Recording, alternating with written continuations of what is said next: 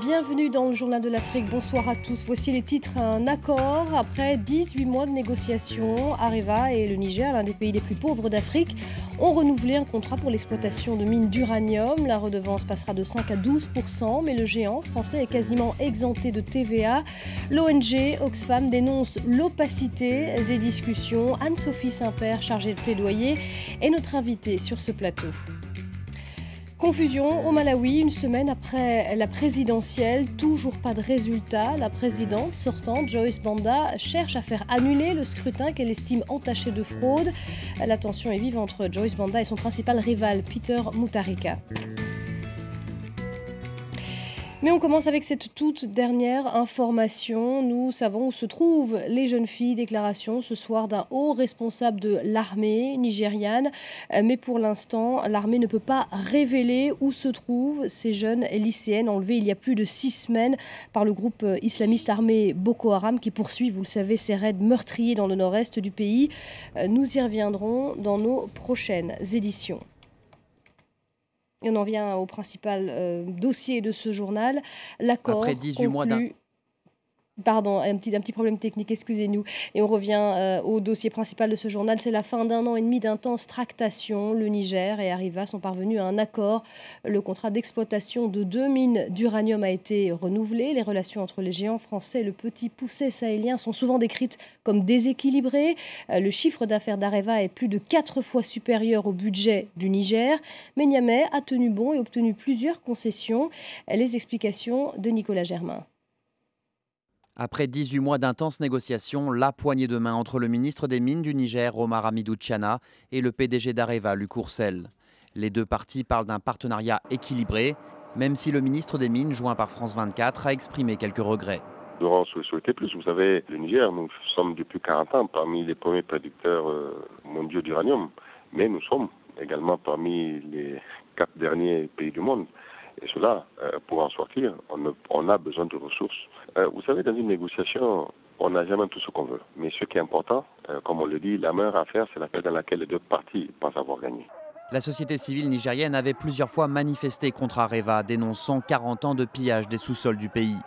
Concrètement, désormais, la redevance minière d'Areva passera de 5,5 à 12%.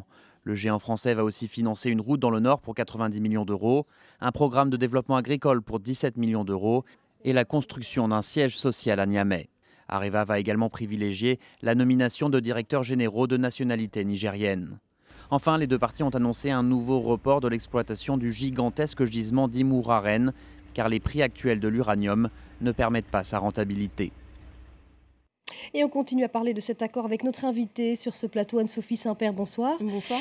Vous êtes chargée de plaidoyer pour l'ONG Oxfam France. Alors, votre ONG publie un communiqué aujourd'hui et dénonce l'opacité des négociations. Qu'est-ce que vous reprochez exactement au groupe Areva ? Alors en fait, ça fait plusieurs mois que se mobilise la société civile à la fois en France et au Niger pour demander que ces contrats soient négociés dans la plus grande transparence. On considère qu'il n'est pas normal que les multinationales aient le loisir de négocier leur régime fiscal derrière des portes closes et sans contrôle démocratique. Aujourd'hui, on est déçus parce que ces mois de négociations se sont faits sans information, particulièrement ces dernières semaines. On ne savait pas ce qui était sur la table, on n'avait aucune information sur le calendrier. On a appris la signature aujourd'hui et c'est pas bon signe. Le manque de transparence dans les industries extractives fait que souvent les pays les plus riches en ressources naturelles sont aussi parmi les plus pauvres du monde. Et ça veut dire que vous ne faites pas confiance au gouvernement du Niger parce que c'est un gouvernement souverain et il dit qu'il a le droit de discuter pour le bien de son pays, au nom de son pays, même si ça manque de transparence. Tout à fait, mais ils auraient pu aussi discuter en organisant un débat au niveau de l'Assemblée nationale, par exemple. Normalement, les lois fiscales sont des lois qui sont débattues de manière publique. Pourquoi est-ce que le régime fiscal d'une entreprise ne serait pas débattu de manière publique ? D'autant plus quand il s'agit d'une entreprise aussi puissante dans un État aussi pauvre. Merci beaucoup Anne-Sophie Saint-Père d'avoir été notre invitée sur ce plateau. Après une accalmie, nouvelle alerte Ebola en Afrique de l'Ouest. 4 patients atteints de fièvre hémorragique sont morts en Sierra Leone, dont un cas confirmé dû au virus Ebola. Le pays assure prendre les mesures nécessaires pour éviter une propagation de cette maladie hautement contagieuse. Une maladie qui a déjà fait près de 100 morts depuis janvier dernier en Guinée voisine. En Libye, la situation est toujours extrêmement préoccupante. Un journaliste très critique envers les islamistes a été assassiné à Benghazi, fief de groupes armés radicaux dans l'est du pays. La situation en Libye sera au menu d'une réunion urgente des ministres des Affaires étrangères des pays du Maghreb. Elle aura lieu ce dimanche, 1er juin, à Tunis. La situation en Libye est très confuse. Un général dissident rallie de plus en plus de soutien. Puis un point sur la présidentielle en Égypte qui se tient ce lundi et demain, mardi, 11 mois après la destitution du président issu des frères musulmans Mohamed Morsi.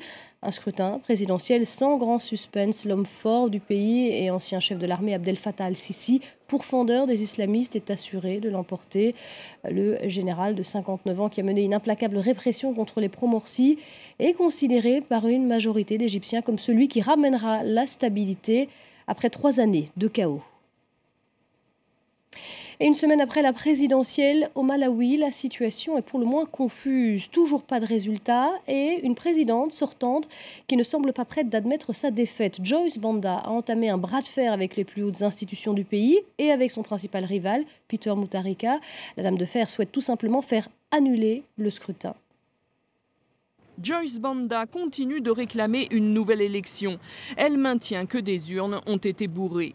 Samedi, la chef de l'État a voulu faire annuler le scrutin présidentiel et législatif du 20 mai. La Constitution, selon elle, le lui permettait.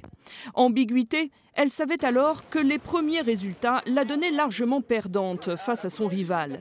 La Haute Cour de justice a décidé de maintenir le scrutin, suivant ainsi la commission électorale qui a rappelé la procédure à des Malawites jusqu'ici très patients. Le décompte des voix suit ce qui se déroule dans les bureaux de vote. Des équipes assurent déjà là-bas les premiers décomptes. Ils le font sous le contrôle des partis politiques, de représentants de la société civile et d'observateurs internationaux. La moitié des bulletins a déjà été dépouillée, manuellement, puisque l'informatique a connu quelques ratés. Par sécurité, les urnes sont aujourd'hui soigneusement gardées dans la capitale. Mais la tentative d'annulation du scrutin par Joyce Banda a secoué tout le Malawi. La commission électorale du Malawi est un corps constitutionnel établi et là on interfère avec un corps qui a été créé par la loi, qui est indépendant. On ne peut pas faire ça. Dans ce climat tendu, l'ONU a appelé au calme. La commission électorale, qui avait reconnu quelques irrégularités, a proposé de recompter les bulletins dans certains bureaux. Hors de question pour Peter Mutharika, le rival de Joyce Banda s'est lui aussi tourné vers les tribunaux, cette fois pour que le décompte se poursuive normalement. Et on termine avec un mot sur la Côte d'Ivoire à l'honneur au Théâtre de la Tempête à Paris avec une pièce de l'auteur ivoirien Kofi Kwaoulé, mise en scène par Laurence Rennes-Penel. Mysterioso 119 raconte l'univers de 5 femmes détenues pour meurtre, drogue ou prostitution. Univers cru où l'âme vibre malgré l'isolement et la souffrance. Ce sont les mots de l'auteur Kofi Kwaoulé. On l'écoute. L'humanité que c'est de dépeindre le travail que je fais, c'est une humanité qui a le dos au mur. Ce qui m'intéresse, c'est voir ce qui peut ressortir de nous lorsque on ne peut plus reculer. Mon théâtre ne parle pas spécialement d'Afrique, comme il ne parle pas spécialement de France. J'essaie de créer un espace où l'expérience vécue des Noirs puisse être partageable universellement. Parce que oui, il ne s'agissait que de cela, d'amour. Mais ça, vous ne le voyez pas, ça. Vous ne voyez rien, ça. Et cette langue aussi, je ne sais plus, c'est le Xhosa ou le Yoruba ou le Baoulé, je ne sais plus. Le mot manger est exactement le même que faire l'amour. Je mange, je te mange, tu me manges, mange-moi, mange-moi. Et voilà, Mysterioso 119 à voir au Théâtre de la Tempête jusqu'au 8 juin à Paris. Et c'est la fin de ce journal. Vous retrouvez Aude Le Christ dans un instant pour la suite de Paris Direct.